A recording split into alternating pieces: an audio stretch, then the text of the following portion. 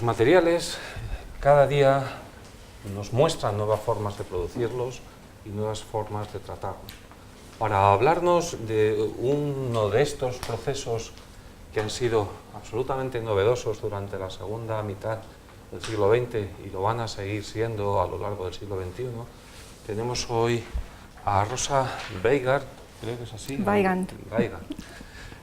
Talavera, que viene del Departamento de Óptica de la Facultad de Ciencias Físicas de la Universidad Complutense de Madrid y que nos va a hablar sobre la interacción de haces de láser ultracortos y los materiales. Rosa se doctoró en la Universidad Complutense de Madrid en 1993 con una tesis titulada Láseres de colorancia y con transferencia de protones.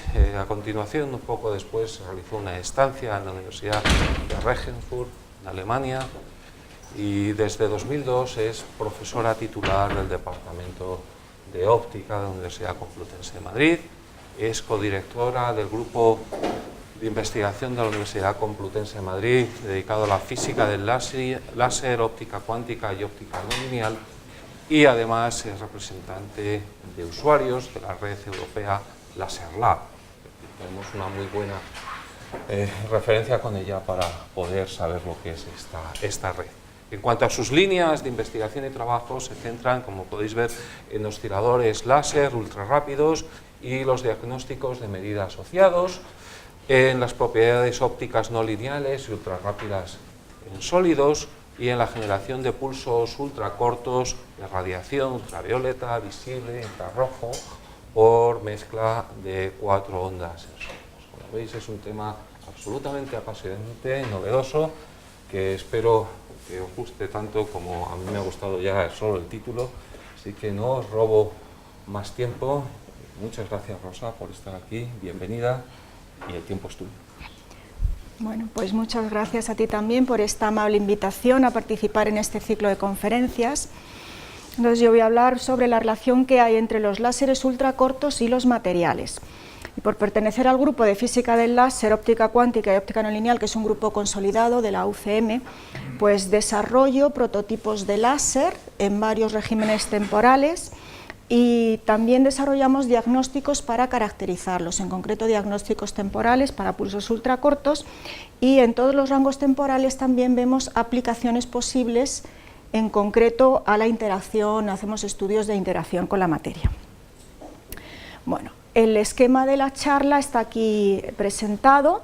Daré una breve introducción sobre principios básicos que hay que conocer sobre los láseres ultracortos y luego pasaré a describir algunos de los múltiples fenómenos que hay presentes cuando estos tipos de láseres interaccionan con la materia.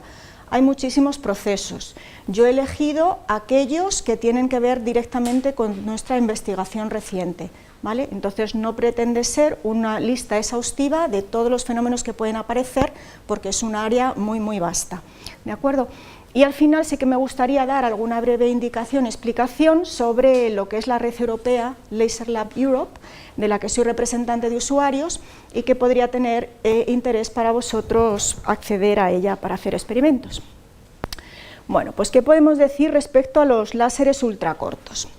Desde la invención del láser en 1960, pues uno de los caminos de desarrollo de los láser ha sido lograr pulsos de radiación cada vez más cortos. Entonces, en principio teníamos microsegundos, después pasamos a regímenes temporales de nanosegundos, 10 a la menos 9 segundos, picosegundos, 10 a la menos 12, y durante una temporada, unos cuantos años, eso fue considerado óptica ultrarrápida, pero desde los años 90 lo que son pulsos cortos se consideran pulsos de duración de femtosegundos, siendo un femtosegundo 10 a la menos 15 segundos. Eso es un pulso ultracorto hoy en día, ¿de acuerdo? Entonces todo el rango que hay entre cientos de femtosegundos hasta unos 5 femtosegundos, que es el récord extraído en un láser, pues eso es un láser ultracorto o ultrarrápido, ¿vale? Bien. Hay algunos tipos de medios que consiguen generar estos pulsos en el resonador adecuado. El más famoso es el láser de titano-zafiro, que es un láser de estado sólido y tiene una emisión central en el orden de los 800 nanómetros, o sea que es infrarrojo muy cercano, y eso tiene una frecuencia asociada de unos 2 por 10 a la 15 radianes segundos menos 1. Vemos que el inverso de esta frecuencia compite con la duración del pulso, y eso es una de las claves para entender el comportamiento de estos pulsos tan cortos. Entonces vamos a ver dos casos extremos. ¿Cómo nos podemos imaginar un láser en onda continua? Pues sería una oscilación coseno de omega t que parte desde menos infinito hasta más infinito. Como yo no puedo pintar todo ese rango temporal, pues esto nos lo imaginamos como puntos suspensivos, y esta es la oscilación de nuestro campo electromagnético a omega 0 y con una amplitud constante. Matemáticamente la representaríamos por una amplitud coseno de omega t, en representación compleja esta expresión, poniéndole una fase arbitraria en principio. ¿Y qué composición en frecuencias tiene ese campo láser? Pues omega 0. Si hacemos la transformada de Fourier de esta señal, pues nos dará una delta centrada en omega 0. Solo hay esa componente de frecuencias.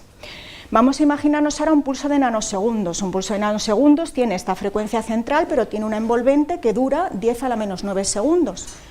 Con lo cual, como la oscilación es de 10 a la 15, pues hay como 1 millón de oscilaciones en la envolvente. En el picosegundo hay 1000 oscilaciones en la envolvente. En pulsos de femtosegundos solo hay algunas oscilaciones durante la duración del pulso. ¿De acuerdo? Entonces, una forma pictórica de imaginárselo es esta de aquí, donde tenemos el campo con las oscilaciones alrededor de omega 0, pero la envolvente lo perfila fuertemente en amplitud. Su representación matemática entonces es análoga a esta, solo que S0 no es constante, sino que tenemos que poner la dependencia del perfil temporal, que por ejemplo podría ser una dependencia gaussiana. Bien, ¿cómo calculamos entonces la composición en frecuencias de este pulso? Está claro que no puede contener una única omega 0, porque eso sería la representación de arriba. Yo tengo que coger un continuo de frecuencias con amplitudes concretas para que la suma de todos esos campos sí me dé esta señal, ¿vale?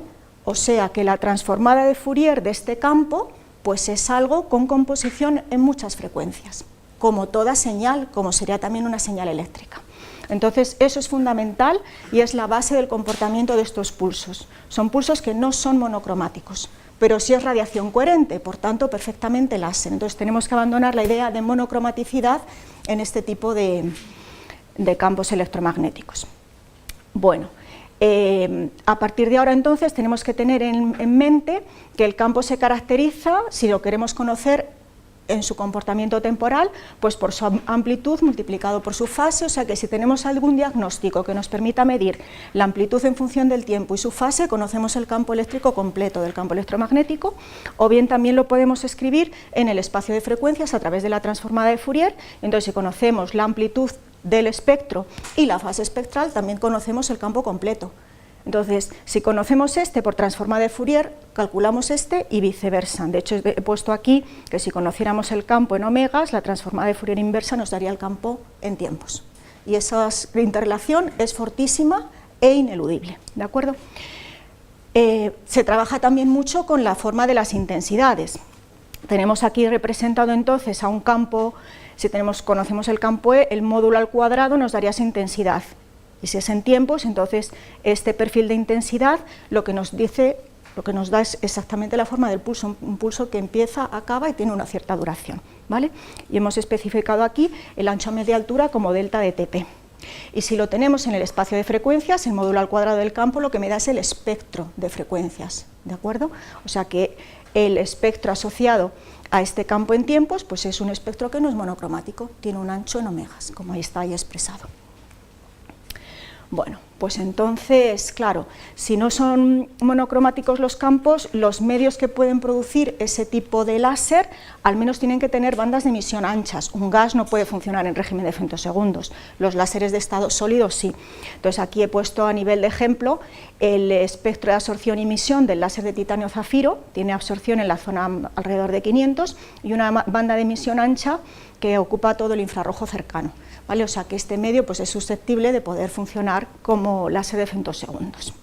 Bueno, pues esa relación tan fuerte que hay entre el ancho de banda y el ancho temporal está expresado en esta relación matemática, que es una consecuencia de una propiedad de las transformadas de Fourier. y lo que nos dice es que el producto entre el ancho a media altura en frecuencia de nuestro pulso y la duración a media altura del pulso no puede ser menor que una constante. Podrá ser mayor, pero no puede ser menor. ¿Cómo se lee esto entonces? Pues que resulta que si yo consigo extraer en el espectro una cantidad de frecuencias concretas, tengo una duración mínima que puedo alcanzar. Menos no puedo alcanzar porque está limitado por ese valor de K. ¿Vale? O sea, si tengo un ancho en frecuencias, la duración mínima del pulso que puedo extraer es una. Puede ser mayor también, la delta de Tp, pero menor que una cantidad no, porque se tiene que cumplir la igualdad, ¿vale? Y eso es muy importante. Entonces, por ejemplo, con dos perfiles temporales usuales con los que se trabaja, que son el gaussiano y la secante hiperbólica, pues esta K está calculada, ¿vale? O .441, .315, entonces la igualdad se cumple cuando para el pulso más corto, para el más comprimido, entonces se dice que el pulso está limitado por transformada de Fourier, transform limited. Entonces aquí a modo de ejemplo, si tuviéramos un pulso de 800 nanómetros con 100 femtosegundos de duración, el ancho de banda requerido mínimo para mantener esos 100 femtosegundos serían 9,4 nanómetros. Y si lo queremos de 6 femtosegundos, entonces necesitamos unos 150 nanómetros. Y si no tenemos esa misión, no vamos a poder tener esa duración. ¿De acuerdo? Bien. Entonces, bueno, pues ya con esta imagen de que los pulsos son multifrecuencia, pues vamos a pensar que queremos hacer cosas con el pulso, por ejemplo, enfocarlo. Al enfocarlo va a atravesar un vidrio de una lente. Los vidrios son medios dispersivos, tienen un índice dependiente de la frecuencia. Y entonces, normalmente, tienen dispersión normal, que significa que las frecuencias rojas se propagan más velozmente que las azules, porque el índice de refracción azul es más alto que el índice de refracción rojo. Con lo cual, pues el pulso, ¿qué va a hacer? Distorsionarse, porque como tiene una composición grande en frecuencias, las frecuencias rojas van antes que las azules. Entonces se alarga en el tiempo y la frecuencia se reparte a lo largo del pulso, o sea, la frecuencia instantánea cambia dependiendo si está en tiempos anteriores o posteriores. ¿De acuerdo? Entonces, esta distribución de frecuencias a lo largo del pulso se denomina chirp, que en inglés significa el gorjeo o el trino de un pájaro, y lo que quiere representar es eso, que la frecuencia cambia con el tiempo, ¿vale? O sea, nos imaginamos un pájaro haciendo un sonidito y es eso lo que quiere decir. Entonces, pues es una cosa que es ineludible en la propagación de los pulsos, tanto a nivel de salir del resonador y enfocarlo, como cuando se está propagando dentro del resonador, porque el propio cristal tiene dispersión. Entonces, esto hay que tenerlo muy en cuenta al diseñar láseres. Entonces, bueno, podemos clasificarlos en chirp positivos si son las frecuencias rojas las que llegan antes que las azules, o chirp negativos si es al contrario, frecuencias azules llegando antes que las rojas. Entonces, claro, como el pulso se nos va a distorsionar, la pregunta es, ¿puedo yo controlar esto para en algún momento, en algún punto del espacio, tener el pulso comprimido, tenerlo limitado por transformada de Fourier? Y la respuesta es sí, porque si bien los materiales suelen introducir dispersión positiva para hacer chirp positivo, hay dispositivos que hacen que haya dispersión negativa. Entonces, por ejemplo, uno de esos sistemas son los pares de prismas, ideados por este sistema lo ideó Fork en el año 84, y entonces en lo que consiste es idear un sistema de modo que el camino óptico recorrido por la luz roja sea menor que el de la luz azul. Perdón, al revés, el de la luz roja sea mayor que el de la luz azul, y así se retrase y alcance la azul a la roja, ¿no? Que en principio es más lenta en los medios. Entonces, en esta disposición se ve que se cumple, porque tenemos aquí un prisma, con la refracción sale la luz refractada a diferentes ángulos, la roja atraviesa aquí más material de vidrio que el azul, y aquí también. Sin embargo, aquí en el aire el azul recorre más recorrido, un poquitito más que el rojo. Entonces, para ciertas distancias y ciertas inserciones de los prismas se puede lograr que la dispersión del sistema completo sea negativa. Y entonces, si el pulso venía con chirp positivo, introduzca dispersión negativa y salga comprimido, ¿vale? Esto es un método muy usado. Y lo mismo sucede con las redes de difracción. Hay disposiciones de redes de difracción normales en reflexión en geometría de Litroff que también consiguen que un pulso expandido temporalmente a la entrada salga comprimido a la salida. Y ya tecnológicamente muchos más sofisticados son lo que tenemos para hacer dispersión negativa son los espejos chirpados, que no se traduce en realidad, es una mala traducción, pero es lo que se emplea, y en lo que consiste es en ser espejos dieléctricos multicapa diseñados para que el camino óptico recorrido por la luz roja dentro de él sea mayor que la del azul, y entonces así se vuelve a lograr la compresión, ¿vale? Entonces esto es, digamos, lo último en compresión de pulsos. Si queremos meter dispersión positiva, alguna de las configuraciones anteriores se puede lograr con otros caminos ópticos, redes de difracción y prismas, puedes hacer dispersión positiva con ellos, pero en principio mucho más fácil meter un grueso de material variable, de espesor variable. Si tenemos 2 cuñas de vidrio e insertamos una progresivamente, el grosor total atravesado por la luz pues es diferente y entonces va adquiriendo dispersión positiva. De forma que podemos tener módulos de control de la dispersión en total, ¿no? Que estarían formados, por ejemplo, por pares de espejos chirpados que introducen dispersión negativa, e insertando una cuña adelante podemos hacer dispersión positiva, entonces tener totalmente positiva a totalmente negativa pasando por el punto de compresión. O sea que la tecnología se tiene. Bien, vamos a explicar entonces conceptos fundamentales sobre tipos de láseres. Los láseres se clasifican en osciladores y amplificadores. Esta clasificación es general para todos los regímenes temporales y por tanto también para femtosegundos. ¿Qué es un oscilador? Un oscilador es la semilla del láser, como si dijéramos, ¿no? Tenemos un medio láser que está representado aquí por este medio activo en color rosa, que es bombeado, por ejemplo, porque absorba en el verde.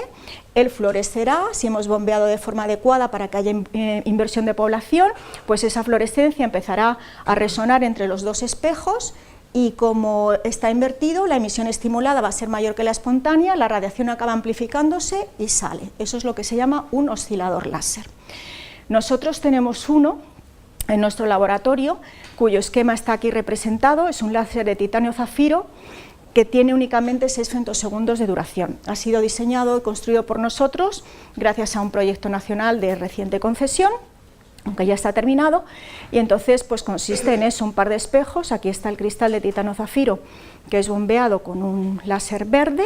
Entonces la fluorescencia de este cristal pues hace esta trayectoria, regresa y sale por el espejo de salida.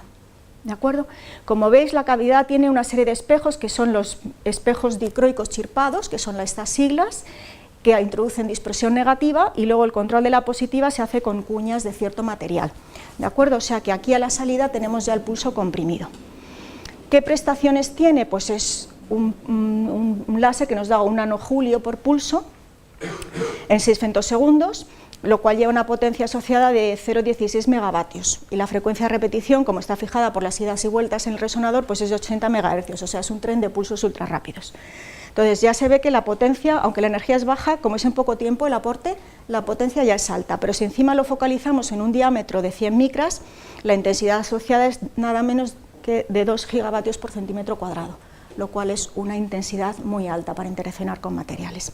Entonces este es un láser que es único desde luego en la Comunidad de Madrid, y en España solo hay 3, que además son comerciales, no son construidos y diseñados propiamente, sino que son comprados, y de modo que nos da muchas capacidades, digamos, a nivel investigador. Son láseres muy peculiares y escasos.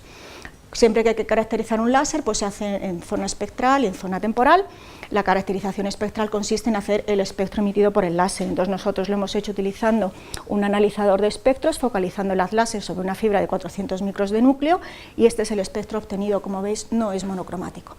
Abarca de los 600 a los 1000 nanómetros, o he visto en escala logarítmica hasta los 1140 por encima del ruido.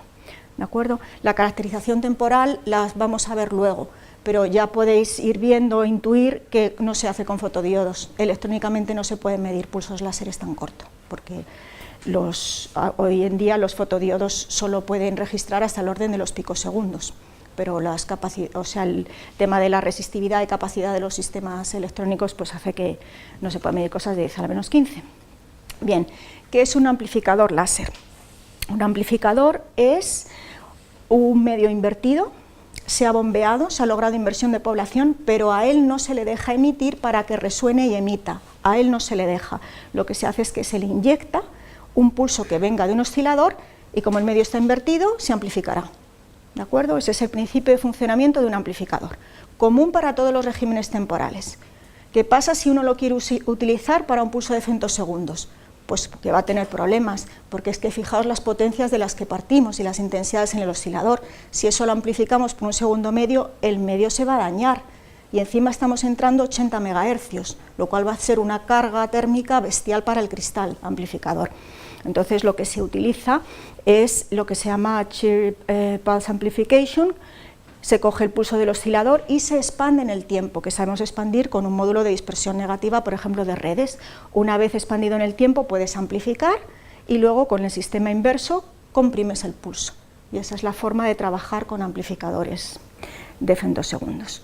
¿Qué características tiene? Pues le hemos tenido que bajar la frecuencia de 80 MHz a otra. Típicamente se baja a 1 kHz, se pueden obtener muy normalmente ya pulsos de 1 millijulio en 30 femtosegundos de duración, lo cual son potencias de 33 gigavatios, y focalizados al área de antes estamos hablando de 424 teravatios por centímetro cuadrado, lo cual ya nos da idea de que la materia va a tener una fuerte digamos, interacción con este campo, y vamos a observar fenómenos que no se observan en el día a día. De hecho, podemos ver a qué campo eléctrico está sometido el electrón. Entonces tenemos aquí la expresión de cómo calcular el campo del sistema internacional. Estas son las dos intensidades obtenidas. Entonces estamos hablando del orden de 10 a la 7 o 10 a la 10 voltios por metro, mientras que el campo que liga al electrón al núcleo es del orden de 10 a la 11, o sea que son campos competitivos con lo que liga el electrón al núcleo, de forma que cuando llega el campo electromagnético con esas intensidades, el electrón no se va a sentir débilmente perturbado respecto a su atracción al núcleo, sino que se va a sentir muy fuertemente perturbado. Entonces la reemisión dipolar que haga ese electrón no va a repetir la frecuencia del campo electromagnético perturbador, sino que va a dar otras cosas. Los comportamientos son muy ricos. Entonces típicamente lo que hace es generar otras frecuencias, la oscilación de ese dipolo, ¿de acuerdo? Entonces ese es un fenómeno y hay muchísimos más, como os digo. Esto es el campo de la óptica no lineal, y en concreto nosotros podemos decir de óptica no lineal ultra rápida, y entonces nosotros vamos a ver pues parte de fenómenos ahí. Bueno, entonces, ¿en qué consiste la óptica no lineal? La óptica no lineal consiste en pensar cuáles son nuestros términos de polarización cuando los campos que tenemos son estos, ¿no? Entonces, la polarización es lo que genera la onda en el medio material.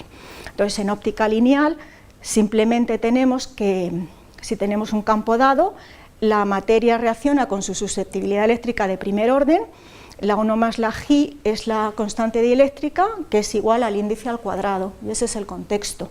Y para ver cuál es el campo que se propaga, pues se pone en la ecuación de ondas ese término de polarización y se ve cuál es la onda propagada, que es a la misma frecuencia que el campo que le metes. Pero cuando las intensidades son muy altas, las susceptibilidades de segundo y tercer orden de la materia empiezan a hacerse significativas, entonces hay otros términos de polarización, aparecen efectos cuadráticos y cúbicos, y las ondas que te aparecen son diferentes, porque la polarización del medio ha cambiado y es rara, ¿no?, comparada con la lineal. Bueno, entonces, como digo, de toda la multitud de fenómenos que existen, pues vamos a reseñar solo algunos: generación de segundo armónico, efecto Kerr, absorción a 2 fotones, absorción saturada, dinámica de portadores, que no es propiamente un efecto no lineal, pero lo he incluido, y mezcla de 4 ondas. Entonces daremos o alguna aplicación o alguna técnica para medir el parámetro concreto. ¿Vale? Entonces, en primer lugar, generación de segundo armónico. Es un efecto que es cuadrático. Entonces, la polarización, el término de polarización que da origen al segundo armónico es este. Son 2 campos a frecuencia omega que a través de la susceptibilidad de segundo orden nos da una polarización a 2 omega, porque claro, aquí nos tenemos que fijar que vamos a tener un producto de un campo coseno de omega t por otro campo coseno de omega t, que expandido va a tener términos coseno de 2 omega t, y efectivamente si tú tienes una polarización en el medio coseno de 2 omega t, te va a salir un campo E a 2 omega t. Esa es la generación de segundo armónico. Aquí está esquematizada. Tenemos un cristal de segundo armónico de cierta longitud en el cual metemos un pulso, por ejemplo, de titanio zafiro a 800 nanómetros, y parte de la energía se convierte a 400 nanómetros, aunque tenemos un residual aún del fundamental a 800.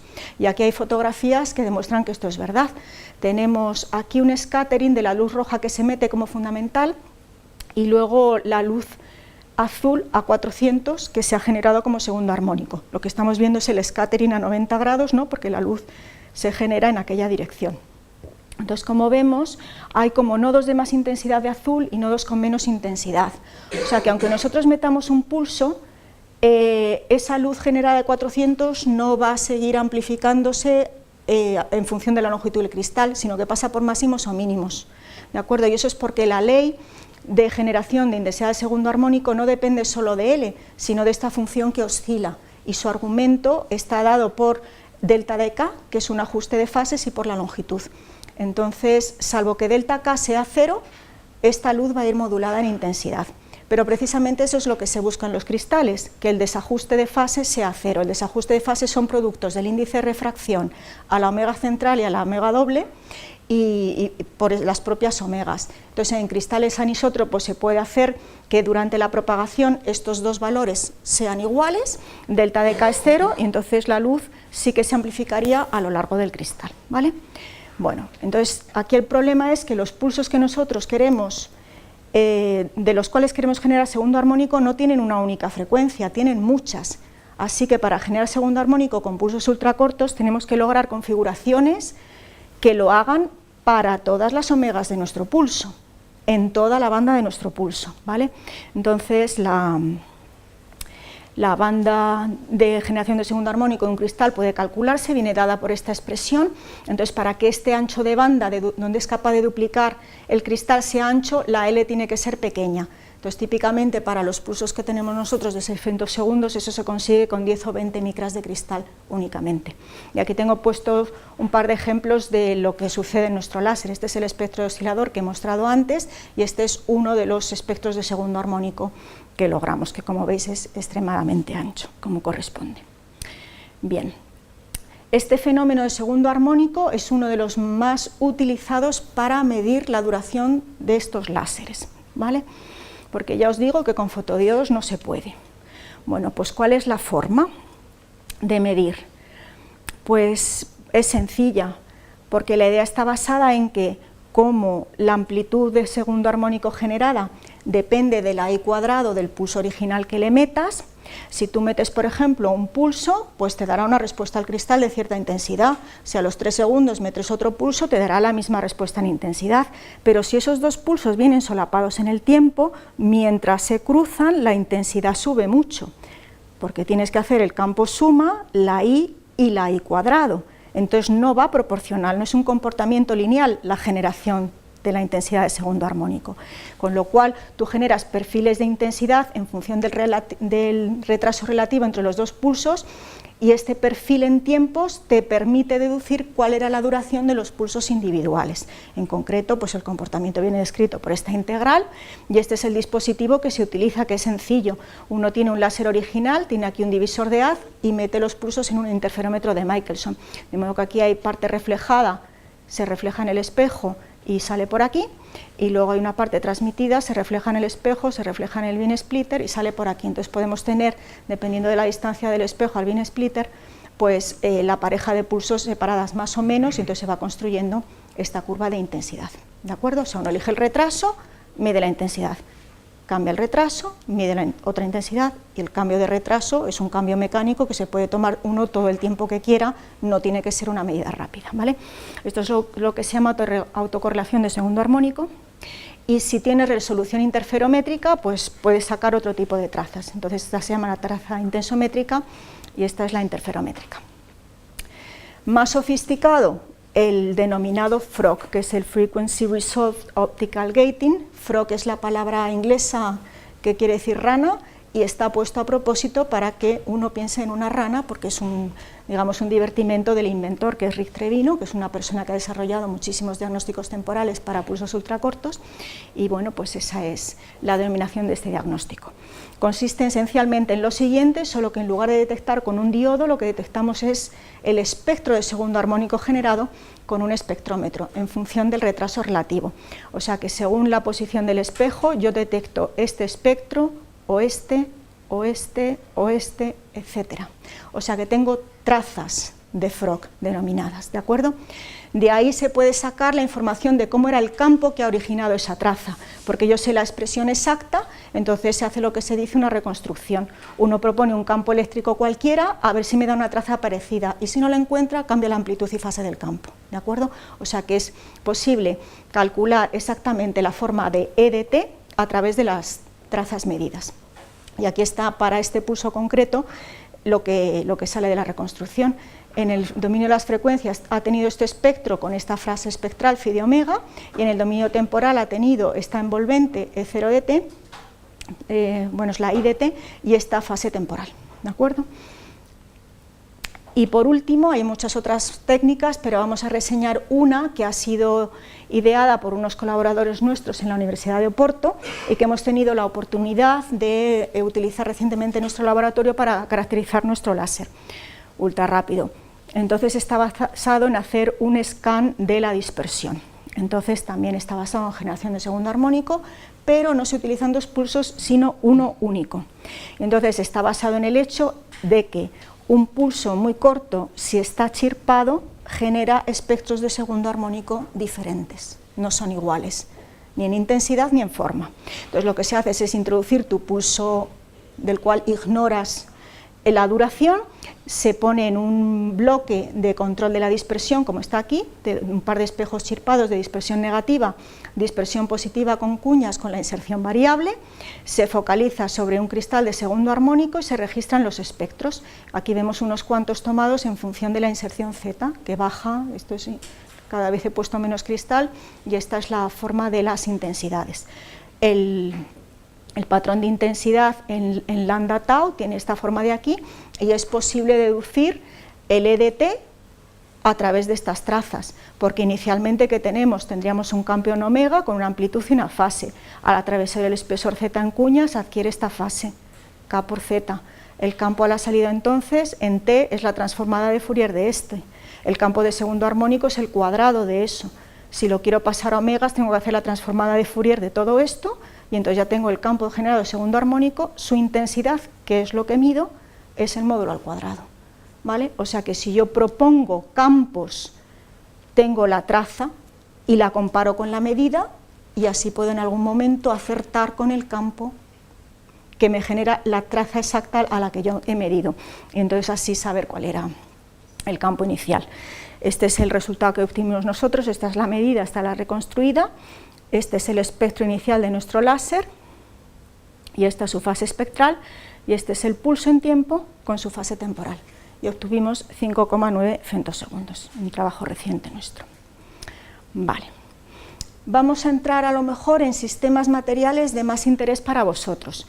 El segundo armónico se puede generar también, no en cristales, sino en nanoestructuras metálicas. Y está basado en el hecho de que en estas estructuras pues existen lo que se llaman polaritones de superficie, que en alguna ocasión ya habéis tenido ocasión, ¿no?, de escuchar en qué consisten, pero lo recuerdo un poco. Pues resulta que cuando el campo electromagnético interactúa con los metales tienen una densidad de electrones móviles que son muy altas, entonces inducen cargas, oscilaciones de carga muy fuertes, que son los denominados plasmones. Pero claro, esos plasmones a su vez, como están oscilando, son cargas oscilantes, están generando un campo a su vez, y ese campo fuerte les afecta a ellos. Entonces tenemos un sistema formado por el plasmón generando campo que le afecta a él mismo, que es lo que se llama el polaritón de superficie. Entonces los campos que hay en esas zonas son mucho mayores que el campo incidente que las produce. Entonces hay fenómenos como por ejemplo de campo aumentado, que en inglés es field enhancement, y estos polaritones, como tienen una fuerte interacción, entonces tienen unos tiempos de vida bajos, ¿no? Entonces son tiempos de aproximadamente unos femtosegundos. ¿Cómo sería el término de polarización asociado a los polaritones? Pues en principio G2 por E, como antes, pero como lo que le afecta no es el campo incidente sino el campo local, hay que poner los factores de campo aumentado que se generan en la nanoestructura. Estos tienen valores alrededor de 10 o 20, ¿vale? Entonces efectivamente es posible generar segundo armónico en nanoestructuras. Entonces he puesto aquí un ejemplo interesante de unos autores que han utilizado una punta de oro que tiene una extensión como de unos 10 nanómetros en la punta. El cono tiene un ángulo de unos 10 o 20 grados, que es para que la resonancia plasmónica esté en 1,5 electronvoltios, que lleva asociada una longitud de onda de unos 800 nanómetros, o sea, buena para un titanio zafiro, ¿de acuerdo? Entonces ellos lo que han hecho es mandar pulsos de luz y ver el segundo armónico generado, que es tenue, pero lo han registrado, ¿de acuerdo? Entonces este es el esquema. Vamos a pensar que aquí hay un pulso de luz, se genera segundo armónico a 2 omega y se detecta el espectro. La detección ellos la hacen a 90 grados, o sea que si la excitación es así, la detección de segundo armónico es a 90 grados, y además hicieron la medida de la anisotropía del segundo armónico generado, porque excitaron con polarización vertical y la emisión no es a polarización vertical, sino que tiene también componentes paralelas, ¿de acuerdo? Que es lo que está aquí expresado. Y luego, como veis, la verdad es que antes de entrar el pulso tienen este sistema un poco complejo delante, que lo que hace en realidad es crear 2 pulsos, ¿de acuerdo? Porque aprovecharon la generación para medir también el decaimiento del plasmón. De la forma siguiente, entraron el pulso y efectivamente aquí hay un divisor de haz que refleja e incorpora por aquí un pulso, y la parte transmitida refleja por aquí, incorpora un segundo pulso. De forma que con los retrasos relativos yo puedo hacer que en la punta entre no un pulso, sino pares de pulsos solapados, ¿de acuerdo? Entonces, ¿eso a qué me recuerda? Si yo aquí tengo un espectrógrafo, me recuerda a un frog. Entonces aprovecharon la propia generación para hacer la medida temporal. Como tenía muy buena resolución, pues no es un frog como los que hemos visto antes, sino es un frog con resolución interferométrica, lo que se llama un IFROG. Entonces aquí tenemos las trazas obtenidas. Vale, ¿para qué han aprovechado esto? Pues para medir el decaimiento del plasmón, la respuesta del plasmón, en el sentido siguiente. Cuando nosotros hemos dicho que en un cristal generábamos segundo armónico, pues poníamos la Gi2 por E y se asume que la respuesta del cristal es instantánea, porque hasta ahora no se ha podido ver cuál es la respuesta, ¿de acuerdo? Cuando se ponen otro tipo de materiales, a lo mejor la respuesta es lenta y enseguida no dan la polarización. Este es el caso de los plasmones, está aquí expresado. Cuando tú tienes un campo eléctrico, si la respuesta es lenta, la polarización depende de esta integral. Y entonces lo que vieron es que las trazas de IFROG, pues en principio están dadas por esta expresión, donde G lo que quiere representar es el transitorio del campo eléctrico. En BBO eso es exactamente el campo eléctrico, en BBO la G es el campo, pero en el material no, en el material viene dada por esta respuesta retrasada. Entonces, claro, el diagrama de IFROG medido para BBO y para 2 puntas, una resonante y no resonante, pues son distintos. Para empezar, son más anchos y tienen menos composición en frecuencia, lo cual quiere decir que la respuesta es lenta respecto a la respuesta del BBO. Entonces, midiendo para BBO se saca cuál es el campo, midiendo para la punta se saca la G, y de las 2 medidas se puede sacar la R, la respuesta del plasmón a la excitación por campo eléctrico. Entonces encontraron que tenían un tiempo de unos 18 femtosegundos. ¿De acuerdo? Otro tipo de estudios que se pueden hacer en nanoestructuras metálicas que no tienen que ver con el segundo armónico, pero lo pongo aquí por completitud, pues son ver las excitaciones plasmónicas en nanoestructuras. Aquí hay un ejemplo sencillo con el cual estamos nosotros trabajando ahora, basándonos en los estudios previos de estos autores. Entonces, esto en realidad consiste en una red de difracción, ¿no? Entonces, es sobre un sustrato dieléctrico, se ha puesto un depósito de oro bastante grueso y luego se ha acanalado sin llegar hasta el final, dejando unos 50 nanómetros hasta la base. Entonces, aquí se quedan plasmones entre el aire y el metal, y entre el metal y el sustrato. Hay resonancias de los 2 tipos. Entonces, con experimentos muy sencillos se puede sacar mucha información. El experimento es muy sencillo porque consiste únicamente en meter nuestro pulso láser a la muestra variando el ángulo. Eso excita unas resonancias plasmónicas u otras, o las de aire-metal o las de metal-sustrato, con lo cual la transmitancia de la muestra va variando en longitud de onda, y eso es lo que han medido los autores, la transmitancia en función de la longitud de onda para diferentes ángulos, y entonces identifican qué tipo de plasmón es el que están excitando. Y además no solo hicieron eso, sino que hicieron la caracterización temporal, es decir, cuánto mide el pulso a la salida de la muestra. Entonces, claro, no dice, bueno, yo ya sé medir pulsos con segundo armónico, en este caso no se puede hacer, porque como tienes 50 nanómetros que atravesar de oro al final, las intensidades son muy bajas, entonces no te da para generar segundo armónico. Tuvieron que hacer otro sistema, que aprovecho y lo explico ahora, que consiste simplemente en sumar dos campos, o sea, tienen el láser incidente que atraviesa la muestra y es débil, y han desviado parte como A de referencia y lo juntan aquí. Lo que juntan son dos campos coherentes y por tanto da lugar a interferencia, es como si fuera interferencia de luz blanca. Entonces lo que tiene es un patrón de intensidades en función de la longitud de onda que queda acanalado porque son los máximos y mínimos de interferencia, y de estas figuras se puede extraer el campo en omega y su fase y por tanto el campo en t y su fase temporal. Y eso es lo que hay aquí representado. Esto es el campo del láser incidente y esto es la deducción del campo una vez que ha atravesado la muestra. Esto es para una resonancia plasmónica con el aire y esta es con el sustrato. Entonces, como se ve, hay efectivamente un primer pulso que mimetiza el pulso que entras, pero luego hay una serie de oscilaciones posteriores que lo que dan cuenta es de que el plasmón no tiene una vida infinitamente corta, sino que está oscilando y emitiendo campo a tiempos posteriores, y eso ocurre en todos los casos. Así que fijaos cómo estas técnicas pueden dar muchísima información sobre la materia. Vamos a pasar a otro tipo de efecto, que es el efecto Kerr. Este efecto está en todos los materiales. Así como el segundo armónico solo se puede generar si la susceptibilidad tiene cierta simetría, o sea, es no centrosimétrico el sistema, el efecto Kerr es omnipresente, da igual si es anisótropo, isótropo, homogéneo o inhomogéneo el medio, ¿de acuerdo? ¿En qué consiste? Es un efecto cúbico de tercer orden. Entonces, involucramos tres campos, o sea que en principio tendríamos, uno dice coseno de 3 omega t, pero eso es la generación de tercer armónico que no vamos a estudiar. Entonces, si se mezclan dos campos a omega y su conjugado, que es menos omega, la suma total te sale a omega y efectivamente es un término de polarización a omega. O sea, el campo que se propaga es de la frecuencia del que has metido. ¿Cuál es uno de los efectos más vistosos que tiene este efecto? Pues es que cambia el índice de refracción. El medio ya no tiene índice de refracción N0, sino que se le cambia con la intensidad, con el factor de índice Kerr N2, ¿de acuerdo? Y este N2 está relacionado con la susceptibilidad eléctrica.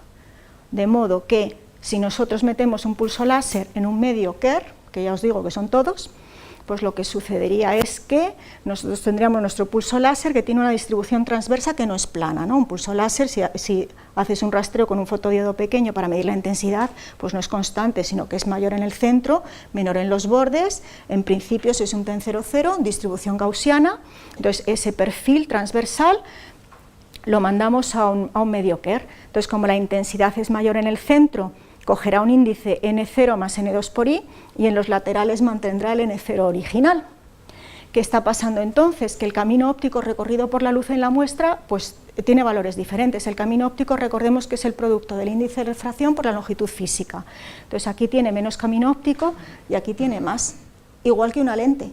Una lente lo que tiene es un vidrio de índice de refracción constante, pero aquí tiene más L física, que en los extremos.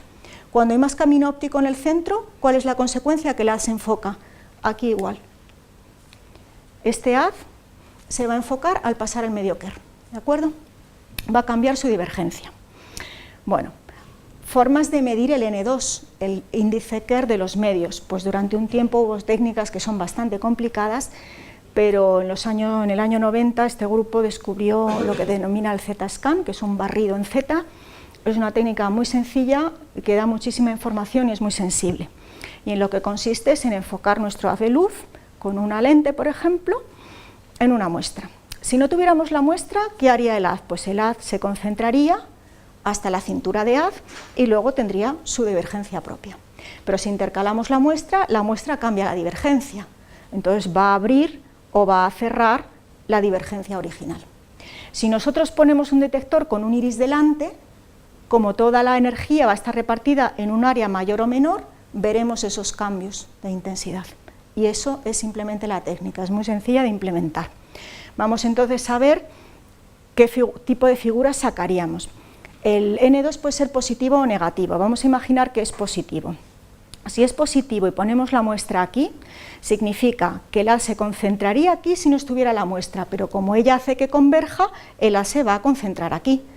con lo cual a partir de aquí diverge y cuando llegue al plano del iris estará más divergente de lo que estaba sin muestra. Si está más divergente, por el iris pasa menos y entonces registra menos intensidad.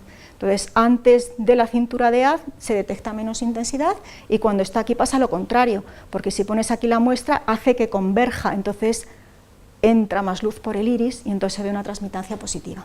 Lo contrario con el N2 negativo, entonces de la diferencia de transmitancia entre picos se puede deducir el N2, ¿de acuerdo? Sistema interesante para medir el N2, el grafeno. Nosotros estamos haciendo estudios de medida de índice Kerr en grafeno en diferentes regímenes temporales, pero aquí estoy poniendo el ejemplo de otros autores. El grafeno ya sabéis que es una red hexagonal de carbonos que tiene muchísimas propiedades interesantes eléctricas, magnéticas, mecánicas y también ópticas. Las propiedades ópticas no lineales del grafeno son extremadamente altas, tienen valores muy altas comparados con otros medios. Entonces estos autores han hecho un Z-scan, lo han hecho en un régimen más largo, en picosegundos, en una longitud de onda de 1,5 micras, y han obtenido un N2 de 10 a la menos 7 centímetros cuadrados por vatio, que es órdenes de magnitud mayor de lo que se obtiene en otros dieléctricos y semiconductores, ¿de acuerdo? Entonces, pues son estudios que se están llevando ahora mismo a cabo en la comunidad científica. Otro efecto sencillo, absorción a 2 fotones. Nosotros, ¿a qué tipo de absorción estamos acostumbrados?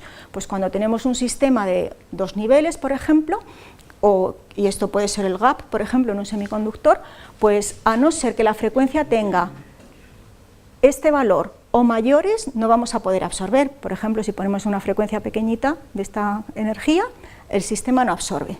Bueno, pues eso es verdad a intensidades bajas, a intensidades altas no es verdad, ¿de acuerdo? Los sistemas tienen secciones eficaces de absorción a 2 fotones y entonces el ritmo de absorción viene dado por el producto de esa sección eficaz y la I que tú pongas al cuadrado, ¿vale? Las transiciones a 2 fotones las descubrió Maria Goeppert-Mayer en física nuclear, por lo cual no recibió el premio Nobel porque lo recibió por el modelo de capa nuclear en el año 63, pero bueno, es un efecto descubierto por ella en su tesis. Entonces está presente, los medios absorben su gap, si pones frecuencias más bajas, en principio no absorben, a no ser que metas unas intensidades bestiales, y entonces sí, la interacción da como para que haga una especie de subida escalonada, porque crea una especie de estados virtuales en los cuales se apoya para hacer la transición. En principio el mínimo de fotones, pues 2. Bien, ¿cómo podemos medir si un medio absorbe a 2 fotones? Sometiéndole a irradiación alta.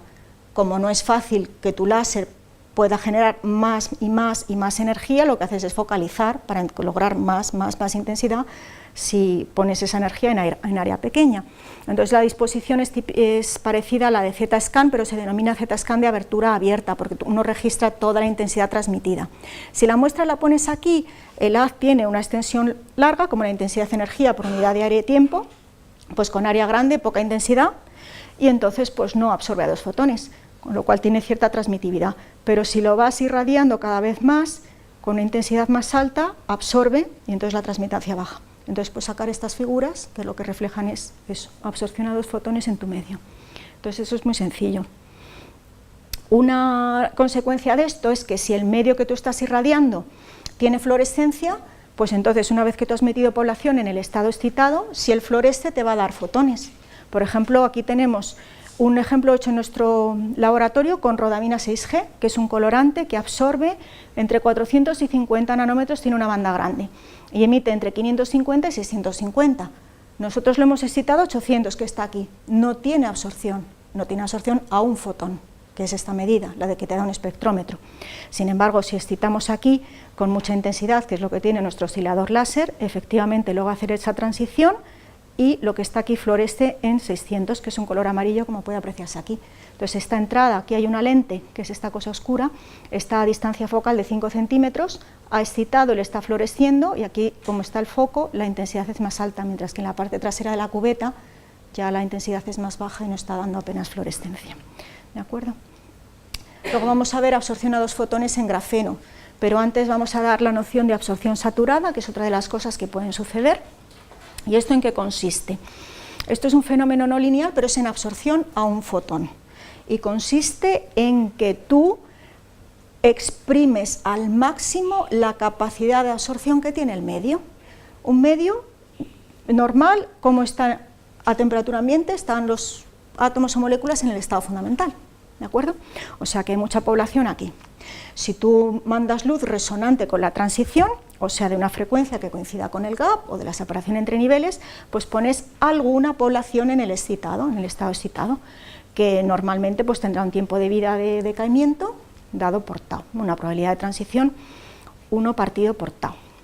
Entonces, lo que tú logras extraer a intensidades bajas, pues es algo de átomos al estado excitado, partes de más o menos el número de Avogadro y subes una proporción al estado excitado. Entonces, como estos estados pueden estar subdivididos en niveles, si uno hace el espectro de la luz transmitida en función de la omega, pues dice, pues el medio me absorbe en esas omegas. Bien, ¿qué pasa si tú haces lo mismo, pero con unas intensidades enormes? Pues entonces lo que resulta es que extraes muchísima población del fundamental. Y si extraes muchísima población del fundamental, llega un momento en el que él no tiene capacidad de absorber, porque le has quitado las cosas que absorben, ¿de acuerdo? Y entonces, si tú lo haces a un ritmo que compite con el rellenado por su tiempo de decaimiento, entonces puedes tener vaciado el estado fundamental, con lo cual si haces un espectro de transmisión es más bajo que en el caso superior, ¿de acuerdo? Eso es lo que se llama absorción saturada, porque has despoblado el nivel fundamental, y eso se puede hacer con pulsos ultracortos. ¿Qué pasa cuando algo deja de absorber? Es más transparente. Entonces, con la interacción fuerte de pulsos con la materia, tú puedes hacer que una cosa absorbente de repente se vuelva transparente. Es como un interruptor óptico, ¿de acuerdo? Y es lo que se utiliza. Los absorbentes saturables se los imagina uno como interruptores ópticos.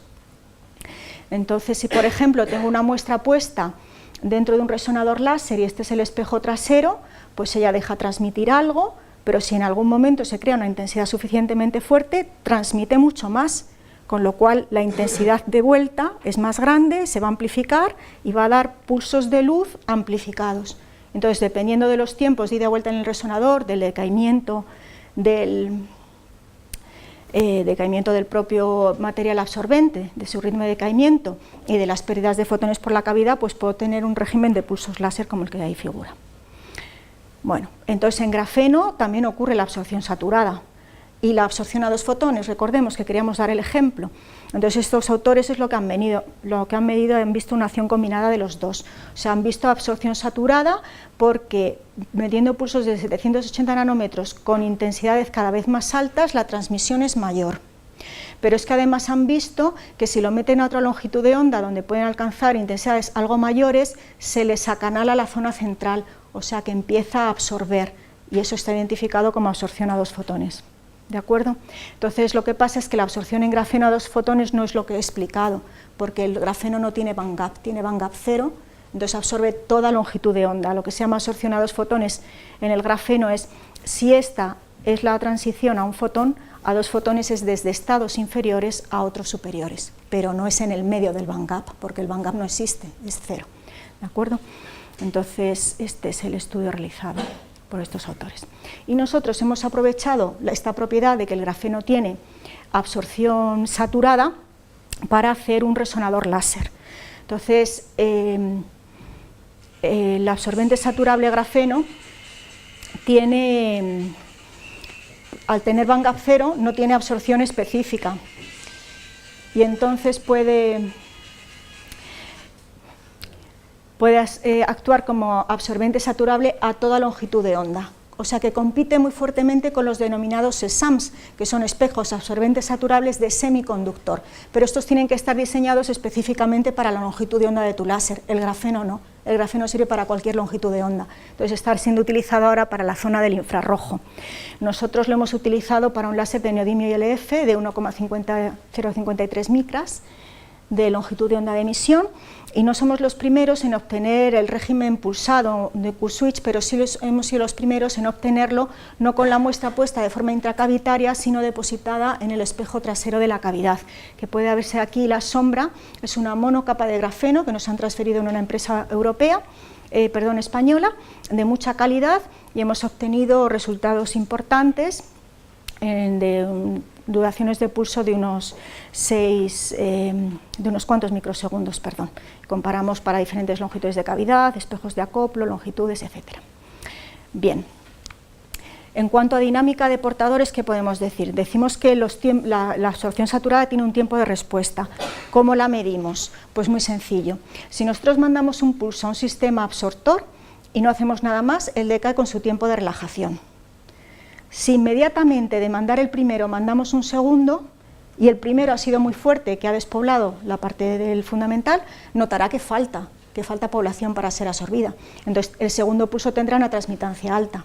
Si lo mandamos un poco después, cuando ya haya decaído bastante población, notará más población y tendrá más absorción. Entonces, efectivamente, mandado un pulso de bombeo alto, de gran intensidad a la muestra, y luego rastreando con un pulso de prueba, podemos ver cómo decae la intensidad en función del tiempo y deducir el tiempo de decaimiento.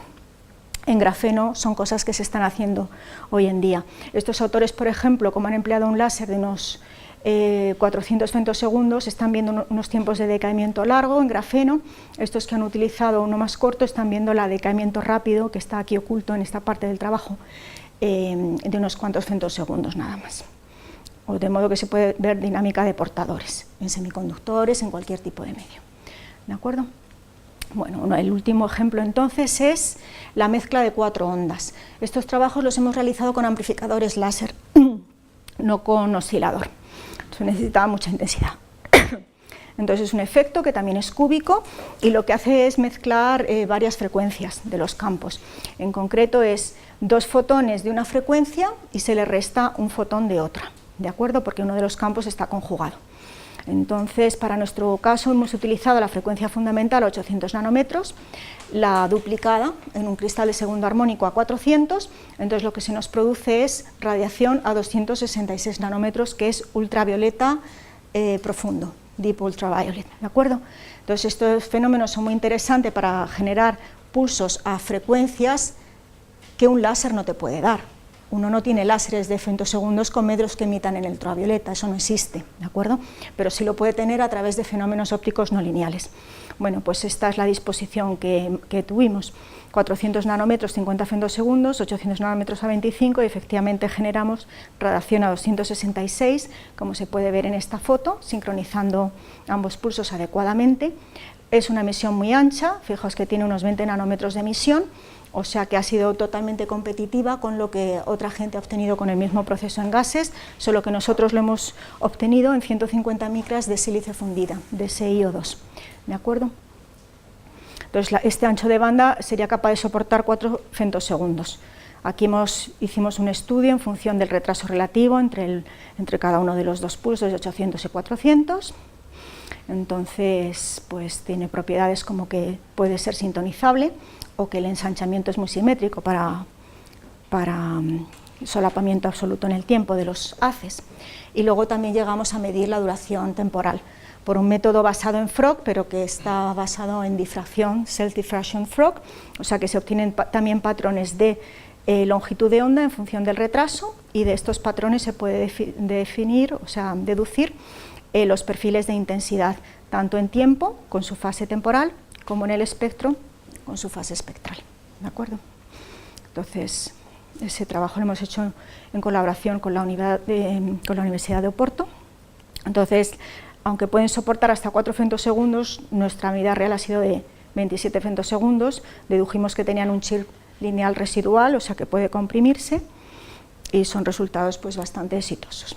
Entonces, antes de pasar a explicarle el acceso a la red Laser Lab, quiero agradecer la financiación reciente que hemos tenido por este proyecto nacional que nos ha permitido construir el láser, el oscilador, y esta que está en curso para estudiar efectos en materiales. Quiero agradecer especialmente a José Manuel Guerra Pérez de la Universidad Complutense, a Paloma Mati Hernando, que ha sido una alumna que ahora estaba trabajando en el Imperial College, y a Elder Crespo de la Universidad de Oporto, su participación en los trabajos nuestros que aquí hemos presentado, pero no quiero olvidar al resto de los miembros del equipo UCM, algunos de los cuales están trabajando en los procesos que he dicho que estamos teniendo en curso. Bien, pues finalizo entonces con algún comentario sobre el acceso a esta red europea. La red europea Laser Lab actualmente está financiada por el 7º programa marco de la Unión. Es una red de grandes instalaciones, como lo son los sincrotrones.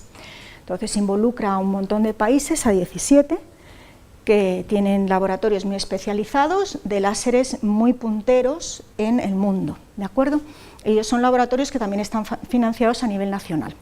Pero dentro de la red lo que hacen es tener actividades de investigación comunes entre ellos, actividades de networking, por ejemplo, organizar meetings para enseñar la disciplina o formar técnicos, y por lo que a nosotros respecta nos interesa que permiten el acceso a sus instalaciones, es decir, uno puede solicitar medir en sus laboratorios, ¿de acuerdo? Entonces, de todas estas infraestructuras, 20 ofrecen acceso y están repartidas en 11 de todos los países, y entonces cubren un rango de experimentos y áreas de investigación muy alta. ¿Cuál es la forma de solicitar acceso? Pues a través de la página web. Uno idea un experimento que quisiera hacer, identifica en qué laboratorio tienen instrumentación para hacerlo, escribe una propuesta, es evaluada por unos referees externos, al menos 2, y si es aceptada te dan una franja temporal en el laboratorio solicitado o en alguno parecido si el otro está saturado, para poder llevar a cabo tu experimento.